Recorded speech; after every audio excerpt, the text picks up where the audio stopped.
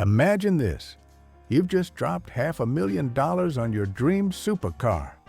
The engine roars like thunder, the design is straight out of a sci-fi film, and your neighbor's jaws hit the pavement every time you back it out of the garage.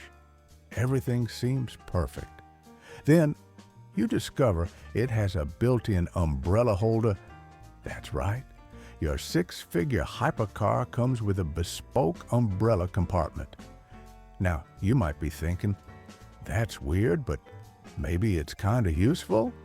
Trust me, that's just the tip of the diamond-encrusted iceberg.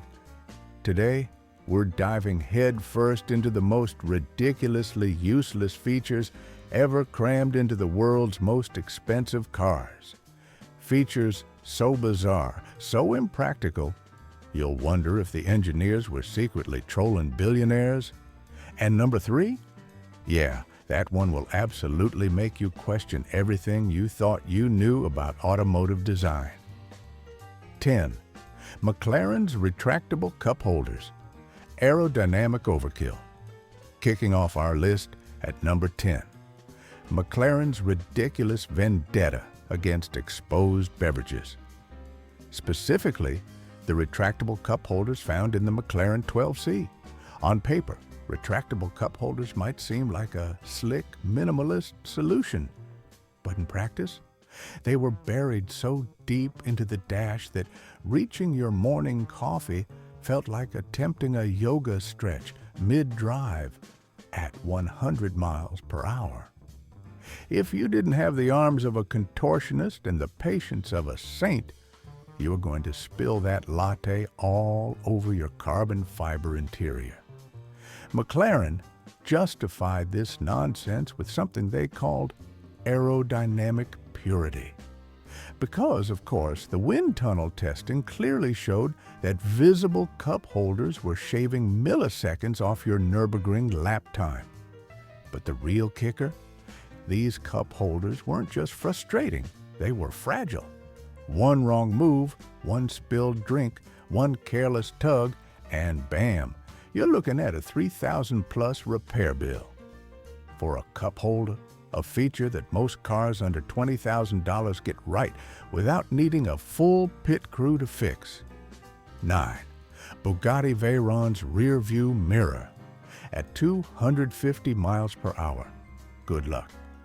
At number 9, we're talking about something you'd assume was a standard necessity, a rear view mirror.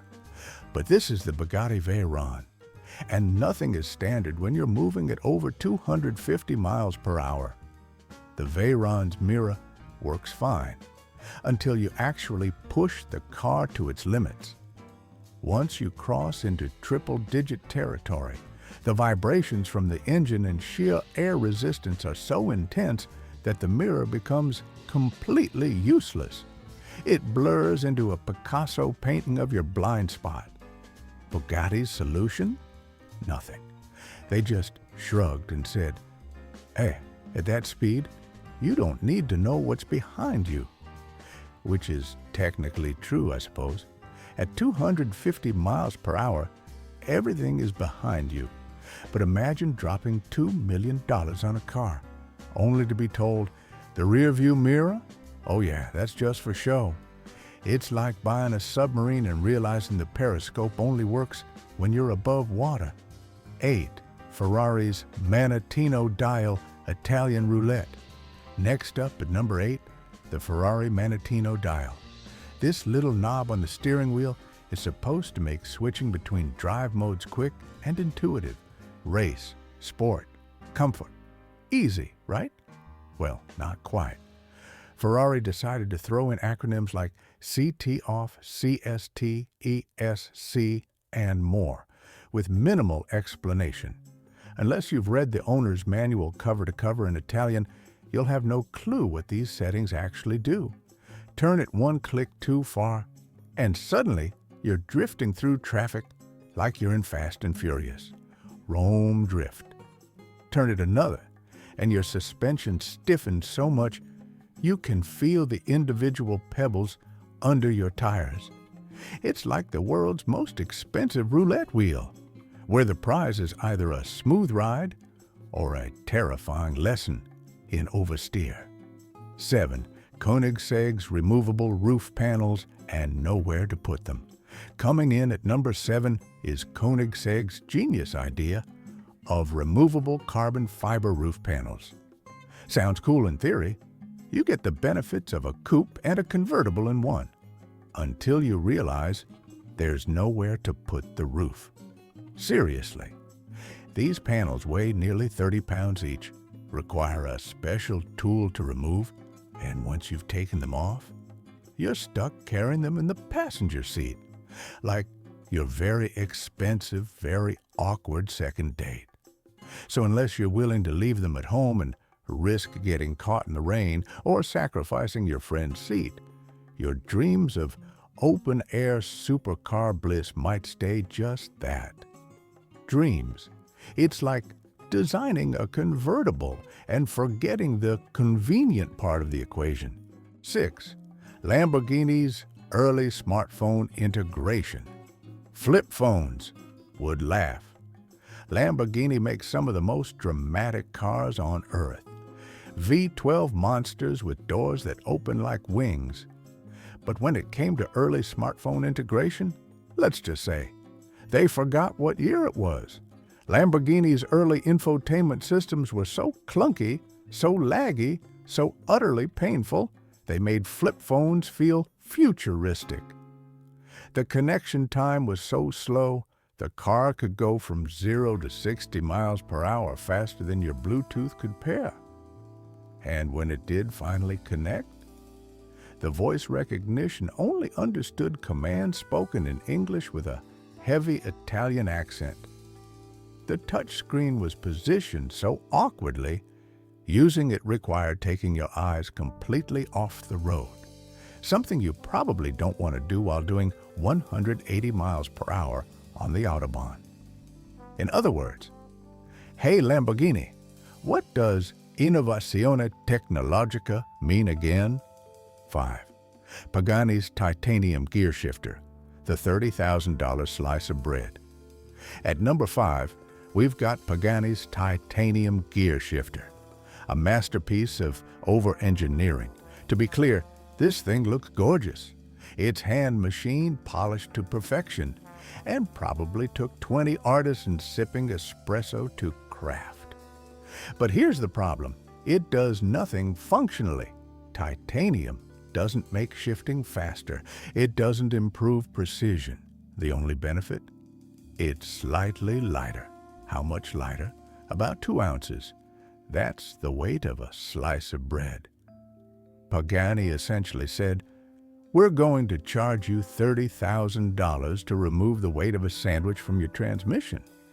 It's like the automotive equivalent of buying gold-plated gym socks to shave 0.1 seconds off your treadmill time. 4. Aston Martin's emotional control unit, the misunderstood therapist. Now we're getting weird. At number 4 is something straight out of a dystopian sci-fi flick. Aston Martin's emotional control unit. The idea was bold. The car would detect your emotional state based on biometric feedback, behavior, and perhaps sorcery, and adjust its performance accordingly. Calm, smooth and quiet ride, angry, aggressive throttle and tighter handling. Sounds cool until you realize it didn't work at all. You could be peacefully driving to the store and suddenly the car thinks you're furious and throws itself into rage mode. Or worse, it thinks you're relaxed while you're white-knuckling through city traffic. It's like having a therapist that only speaks in engine revs and suspension changes and constantly misdiagnoses you. 3. McLaren Senna's telemetry system. Big data, no clue. At number 3, and this one hurts, is the McLaren Senna's track telemetry system. Now, this system is an absolute marvel of technology. It records everything. Your throttle input, steering angles, braking force, split-second lap times, tire temperatures, G-forces, you name it, it's being recorded. The problem? Good luck understanding it. Unless you're a professional race engineer or a data scientist, the data means nothing. It'll tell you that in turn 7, you were 0.003 seconds slower than your previous lap. Why? Who knows? How to fix it? Not a clue. So essentially, it's like having a backseat driver who critiques every microsecond of your driving but offers zero helpful feedback. 2. Bugatti Chiron Speed Key. Permission to go. Fast runner-up goes to Bugatti again, this time for the Chiron's infamous Speed Key. Now, this key is supposed to unlock the Chiron's full top speed. Sounds exciting, right? But there's a catch. To use it, you need to be on a certified test track. Bugatti technicians must be present. You need to pass a safety course, sign waivers, and probably sacrifice a goat under a full moon. And if you skip any of that, no top speed for you. It's like buying a mansion but needing the architect's permission every time you want to use the upstairs bathroom. 1. Hennessey Venom F5's drag reduction system for ghost roads only. Finally, taking the number 1 spot is the Hennessey Venom F5's drag reduction system. This system is designed to minimize aerodynamic drag at ultra-high speeds, perfect for maximizing performance during top speed runs. But here's the problem. It only activates above 200 miles per hour, which, unless you own your own private airstrip, is completely illegal everywhere else in the world. Hennessey basically engineered the perfect solution for a scenario that 99.9% of owners will never experience. It's like designing the perfect deep-sea diving suit for people who live in the desert. In conclusion, the real irony in all of this is that these ultra-expensive, ultra-luxurious cars, priced higher than entire homes, are often packed with features that are completely useless in the real world. From emotional support gearboxes to cup holders that require a manual, the supercar world proves one thing. Just because it's expensive doesn't mean it's practical. And maybe, just maybe, the most useless feature of all is convincing ourselves we need a car that goes 300 miles per hour when the speed limit is 70. But hey, if you're in the market for a $500,000 grocery getter, at least now you know what not to look for. Now here's a question I have for you guys. What's the most ridiculous car feature you've ever seen? Let me know in the comments below. And don't forget to like, subscribe, and hit that notification bell for more automotive reality checks, one overpriced gimmick at a time.